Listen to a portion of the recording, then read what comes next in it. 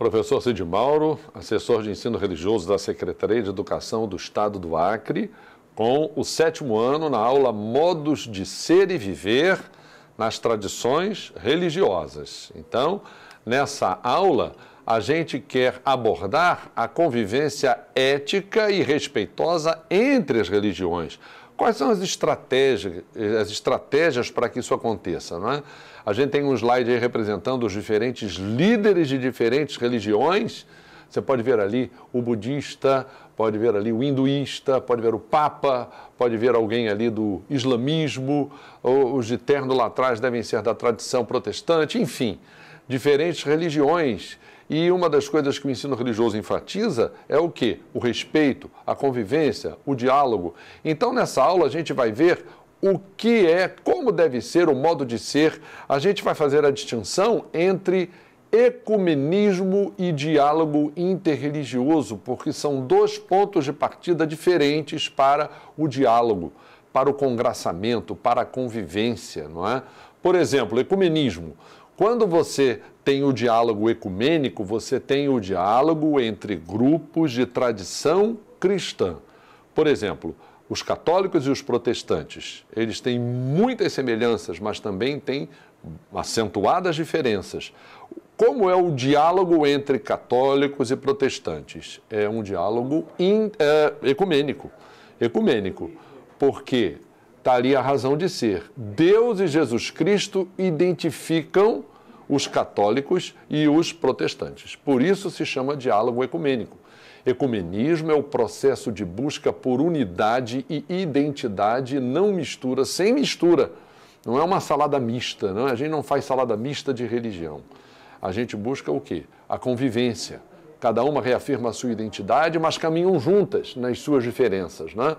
Pela manutenção da pluralidade, da diversidade, vem da palavra oikomene. É muito interessante a origem da palavra ecumenismo. Não sei se você sabe que, às vezes, até entre evangélicos, eles têm um preconceito da palavra ecumenismo, ecumênico. Eles acham que ecumenismo é mistura. Nunca é, nunca foi, não é para ser. Religião não se mistura. Mantém-se a identidade e os representantes dialogam e convivem, mantém uma harmonia. Mas a palavra oikumene significa casa comum. Oiko, na língua grega, é casa. Oikomene, mesmo, comum, comunhão. Então é como se fosse o planeta, que é uma nossa casa comum, né? A nossa condição humana é uma casa comum. Todos nós somos humanos, vamos voltar para o pó, viemos, né? Nascemos. Então, há muita coisa que é comum entre nós. Então, significa mundo habitado, casa comum. No sentido restrito, emprega-se o termo para os esforços em favor da unidade das igrejas cristãs. As diferenças vão continuar prevalecendo, as identidades vão ser mantidas, mas o conjunto de caminhar junto, de resolver situações, essa situação que a gente viveu de pandemia, que era inesperada, como foi importante o esforço comum, não é? E o diálogo interreligioso? Deus identifica, ok? Quando eu procuro um ser superior, Alá, para o Islã, é Deus. E Deus para o cristianismo? E para o judeu nem chama Deus pelo nome Deus, ele diz o nome, Hashem. Então, quando você coloca um judeu, um cristão e um muçulmano juntos, eles vão praticar um diálogo interreligioso. Porque Jesus não vai ser a identidade, eles não são de tradição cristã. Então, o diálogo interreligioso é a ideia de que as diferentes religiões do mundo devem evitar a busca pela supremacia de uma delas, de uma única delas ou de um grupo sobre outro. Ao invés disso, devem dialogar, se respeitar mutuamente, procurando evitar conflitos com motivação religiosa e nem hegemonia isolada de uma religião ou de um grupo sobre outro, ok? Vamos ver quais são as etapas do diálogo ecumênico? Então, como é esse diálogo de tradições cristãs entre si? Igreja ortodoxa, igreja católica, igreja luterana, igreja anglicana, episcopal, protestante, neopentecostais, são grupos para diálogo ecumênico, ok? Então, o ecumenismo espiritual, no nível individual, é a superação das diferenças pela atitude de diálogo. Esse é o ecumenismo espiritual, ok? Individual, não é? Praticado pela liderança orientando os seus seguidores, o seu discipulado, né? E o ecumenismo institucional ocorre no nível da instituição. Por exemplo, há um diálogo institucional entre a Igreja Metodista e a Igreja Católica, mas talvez seja a única denominação protestante histórica que tem esse diálogo. Há um diálogo institucional entre a Igreja Luterana e a Igreja Católica, mas há outras denominações protestantes que não têm institucionalmente um diálogo com o catolicismo. Por isso que existe o ecumenismo institucional, que é um aprofundamento, é como se fosse uma oficialização do diálogo, não é? A nível da instituição. Ecumenismo oficial, aquele que envolve as autoridades eclesiásticas das diversas igrejas. Quando há um encontro, esse primeiro slide mostrou um encontro de lideranças. Então, cada liderança representava a sua tradição ecumênica, a sua tradição cristã diferente, né? Ecumenismo doutrinal, iniciativas de diálogo dentro do contexto doutrinal. Há aspectos doutrinais do catolicismo que os protestantes aceitam. A Trindade é uma doutrina católica e é uma doutrina protestante. A divindade de Jesus é uma doutrina católica e uma doutrina protestante. Agora, a Assunção de Maria já é uma doutrina só católica. Os protestantes não concordam com essa feição católica. Por isso que, às vezes, há convergência na doutrina, às vezes há diferenças na doutrina que vão ser mantidas, mas o diálogo e o caminhar juntos vai ser priorizado, não é? Ecumenismo local, iniciativas comuns.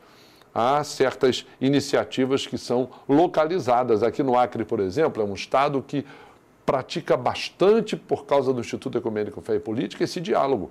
Pode ser que seja um dos estados onde essa promoção, esse diálogo ecumênico seja intensamente promovido. Não quer dizer que o resultado, por causa da resistência, né? Mas é um local onde essa questão é muitas vezes e constantemente abordada, não é? E o ecumenismo secular inclui a vida secular na busca da justiça, paz, ecologia, luta contra a pobreza. Eu posso dizer que o ecumenismo secular é aquele de um não religioso com um religioso, certo? Seria uma maneira, não é, dessas pessoas conviverem e buscarem uma convergência, não é? E para o diálogo interreligioso, quais seriam as etapas? A gente já diferenciou aqui, né? Diálogo ecumênico entre religiões de tradição cristã, diálogo interreligioso entre religiões de tradição não cristã. A ênfase no diálogo interreligioso é a existência de um ser transcendente. Se você junta judeus, muçulmanos e cristãos, budistas, hinduístas, é um diálogo interreligioso. Até mesmo entre as religiões de matriz africana e a religião cristã seria interreligioso. A concepção de Deus deles é diferente da nossa, entendeu? Então vamos lá? O diálogo interreligioso, ele é um compromisso que não de uma necessidade primordial para que sejam curados os antagonismos entre as religiões. Aquilo que eu disse, a gente tem, por exemplo, Abraão como líder do hinduísmo, como líder do judaísmo. Abraão é o patriarca do islamismo, Abraão é patriarca do cristianismo. Então, essas religiões jamais eram para ter entre si divergências, não é? Então, há uma necessidade primordial para que o antagonismo pare, cesse entre as religiões. Envolver urgentes problemas como guerras, violência, pobreza, há tantos problemas no mundo. Há problemas, ainda se tem problema por causa de violência contra a criança, esses refugiados. Quem mais sofre com a guerra guerra de mais de 20 anos na Síria, são as crianças, o problema da fome. Há tantos problemas no mundo que poderiam ser resolvidos se as religiões, com o seu potencial, até com seus recursos financeiros, se empenhassem, se unissem aos esforços da sociedade para minorar esses problemas, não é? É triste um mundo de tantas religiões e com tantos problemas por resolver, não é? A verdade última está além da compreensão individual das religiões, além da compreensão meramente humana. As religiões representam essa expressão da verdade última em diversas formas, não é? É muito triste alguém achar que a sua religião é dona dessa verdade última. Ah, mas não é mesmo, não é? Até mesmo na minha tradição, a Bíblia diz que Deus veio de encontro ao homem, e não eu que sou dono da divindade ou da deidade, eu que tenho a doutrina e a reserva última da verdade. Isso é uma estupidez. As grandes religiões do mundo, com seus diversos ensinamentos e práticas, constituem em suas diversificadas visões e diferentes enfoques caminhos autênticos para o bem supremo. Por isso que a gente deve enriquecer a nossa experiência conhecendo as religiões, não é? Continuando, as etapas do diálogo interreligioso, reivindicações de verdade absoluta por uma dada religião, elas devem ser rejeitadas. Olha, há uma tendência humana de prevalência, não é? O poder humano, o poder institucional é uma grande tentação. Então, religiões com muitos adeptos, com muito dinheiro, com muita influência política, a tendência delas é querer dominar. Isso não pode ser aceito pelo Estado, não pode ser aceito pelas pessoas. Reivindicações de uma religião, não é? Para que possa dominar as outras ou ser a que mais se destaca, mais importante, isso deve ser rejeitado. As religiões do mundo devem buscar convergência para a realidade e verdade última que propagam. Elas devem ser um exemplo de boa iniciativa, um exemplo do bem, da prática positiva em conjunto. Elas nunca devem ser um exemplo contrário a isso, e para isso é que elas devem conviver entre si e praticarem a justiça, incentivarem a justiça. As religiões do mundo compartilham valores essenciais, amor. Os valores primordiais de todas as religiões são os mesmos valores. Pode mudar na expressão da língua, pode mudar na expressão do ritual, na expressão do culto. São esses valores de igualdade, honestidade, respeito ao outro, respeito à diversidade, que devem ser reafirmados e praticados. E todas as pessoas têm liberdade de consciência e direito de escolher a sua própria religião, não devem ser forçadas a escolher uma religião. Ou se não quiser religião nenhuma, não é? Por isso para isso não podem sofrer a discriminação nenhuma, ok? Aí está a convivência, como deve ser entre as religiões, o modelo de diálogo entre elas seja o modelo do ecumenismo, diálogo entre religiões de tradição cristã, seja o modelo do diálogo interreligioso, modelo de diálogo das grandes religiões, independente de tradição cristã ou não. Muito obrigado, clique essa aula na plataforma Eduque e até a próxima oportunidade.